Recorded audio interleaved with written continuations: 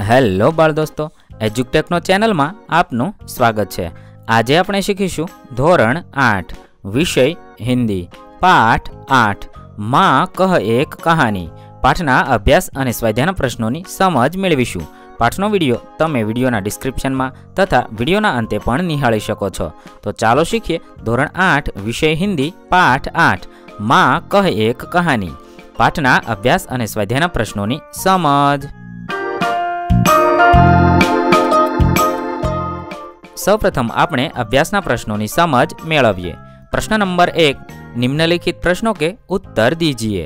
सवाल नंबर 1, राहुल के पिताजी कहाँ भ्रमण करते थे, कब? तेना जवाब में आपने लखी शकीए राहुल के पिताजी बड़े सवेरे बगीचे में भ्रमण करते थे। सवाल नंबर 2, आखेटक ने राहुल के पिताजी से क्या मांगा?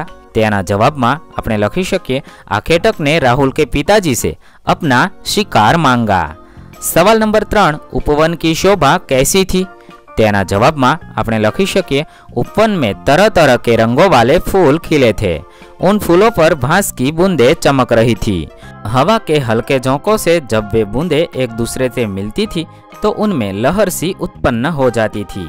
फूलों की सुगंध सारे उपवन में फैली हुई थी। पेड़ों पर बैठे पक्षी कल कल स्वर में गा रहे थे। इस प्रकार सुबह के समय उपवन की शोभा अत्यंत मनोहर थी। सवाल नंबर 4, माँ से कहानी सुनकर पुत्र ने क्या निर्णय सुनाया? तेना जवाब में आपने लखीशु पुत्र छोटा था पर बुद्धिमान था। माँ से कहानी सुनकर उसे पक्षी के प्रति सहानुभूति उत्पन्न हुई। उसने कहा कि यदि कोई किसी निर्दोष को मारे तो दूसरा उसे क्यों न बचाए। न्याय में दया की भावना होनी चाहिए, इसीलिए रक्षक यानी बचाने वाला हमेशा भक्षक यानी मारने वाले से बड़ा होता है। सवाल नंबर 5, प्रस्तुत कथा काव्य का संक्षेप में सार लिखिए। तेना जवाब में आपने लखी शकीए राजकुमार सिद्धार्थ तप करने के लिए घर बार छोड़कर वन में चले गए थे। उनकी पत्नी का नाम यशोधरा था। राहुल उनका पुत्र था। एक दिन नन्हे राहुल ने माँ से कहानी सुनाने का आग्रह किया। तब यशोधरा ने उसे सिद्धार्थ के बचपन की एक घटना सुनाई। एक सुबह सिद्धार्थ बगीचे में टहल रहे थे। अचानक बाण से घायल एक हंस उनके पास आकर गिरा। सिद्धार्थ ने उसे उठा लिया। जरूरी उपचार कर उन्होंने हंस को बचा लिया। थोड़ी ही देर में हंस को घायल करने वाला शिकारी वहां आ पहुंचा। उसने राजकुमार सिद्धार्थ से अपना शिकार मांगा। सिद्धार्थ ने उसे हंस देने से साफ इनकार कर दिया। शिकारी बोला, यह हंस मेरे बाण से घायल हुआ है, इसीलिए यह मेरा है। सिद्धार्थ ने कहा, मैंने इसे बचाया है, इसीलिए इस हंस पर मेरा अधिकार है। दोनों में हंस को लेकर विवाद छिड़ गया।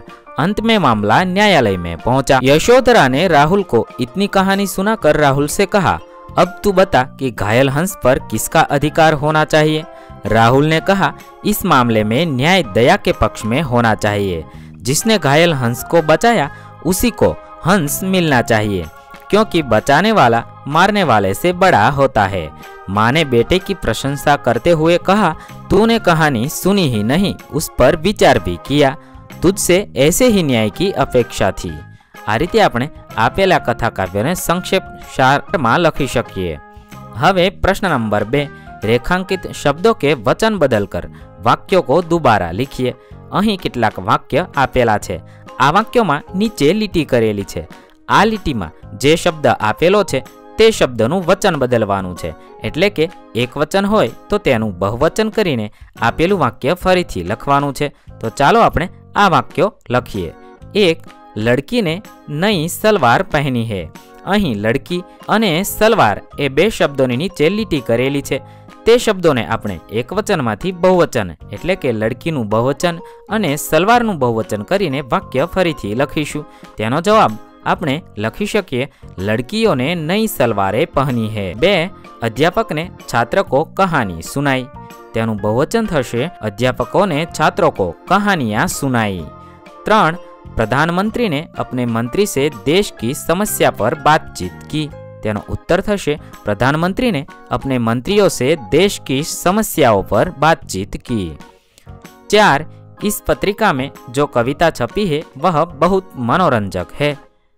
तेनो उत्तर थशे, इन पत्रिकाओं में जो कविताएं छपी है वे बहुत मनोरंजक है।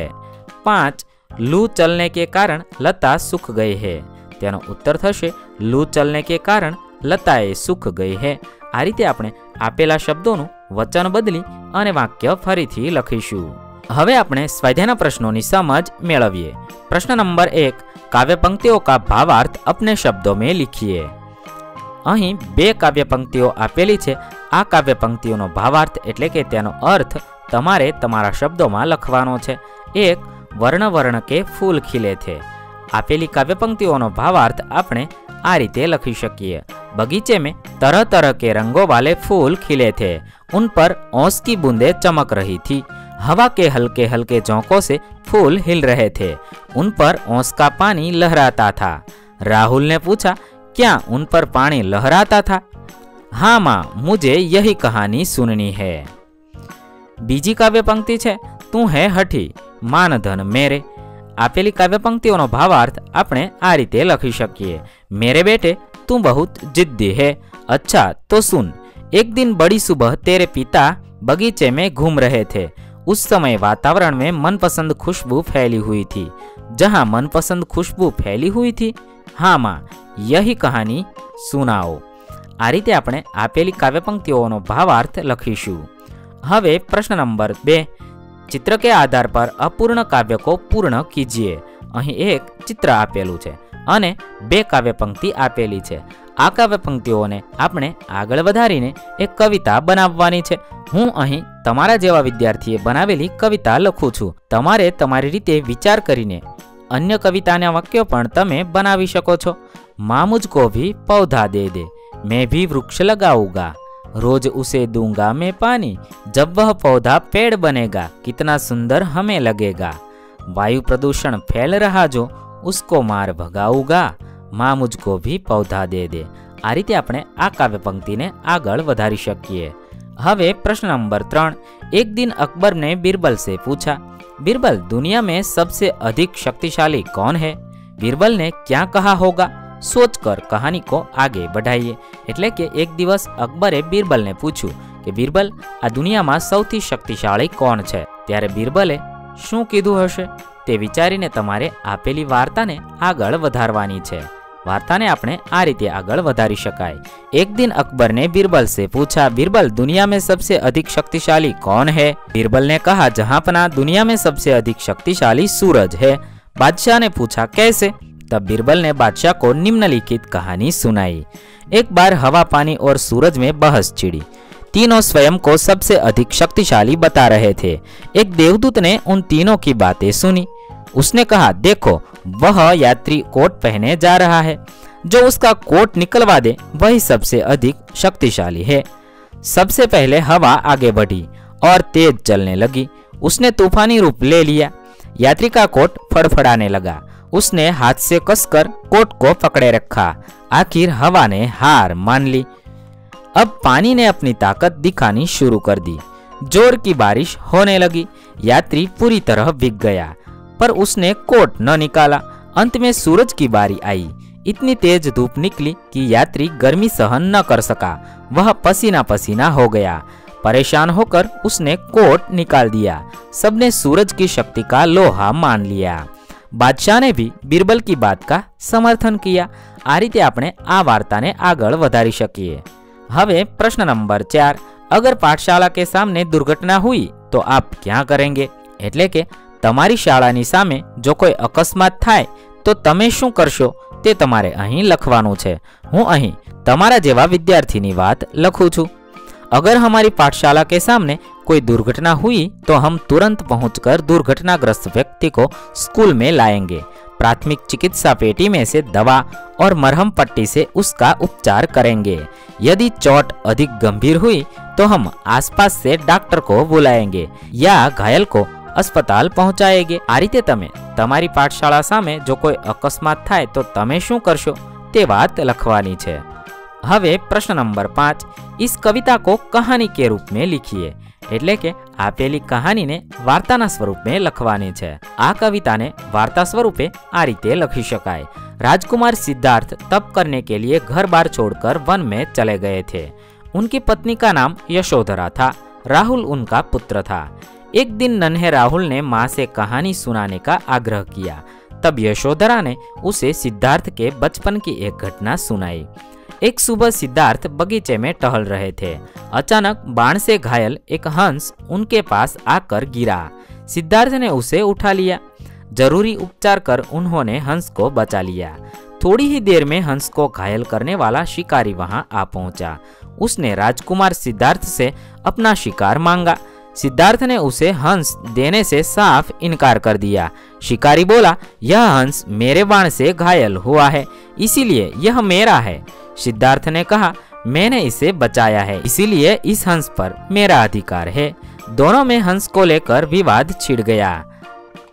अंत में मामला न्यायालय में पहुंचा। यशोधरा ने राहुल को इतनी कहानी सुनाकर राहुल से कहा, अब तू बता कि घायल हंस पर किसका अधिकार होना चाहिए। राहुल ने कहा, इस मामले में न्याय दया के पक्ष में होना चाहिए। जिसने घायल हंस को बचाया उसी को हंस मिलना चाहिए, क्योंकि बचाने वाला मारने वाले से बड़ा होता है। माँ ने बेटी की प्रशंसा करते हुए कहा, तूने कहानी सुनी ही नहीं, उस पर विचार भी किया। तुझसे ऐसे ही न्याय की अपेक्षा थी।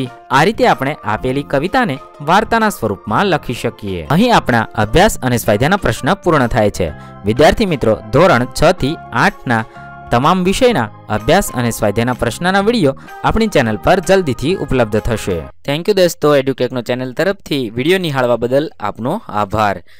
આવા બીજા વિડીયોઝ નિહાળવા માટે અમારી યુટ્યુબ ચેનલ એડ્યુટેકનો અત્યારે જ સબસ્ક્રાઇબ કરી લો। આભાર દોસ્તો।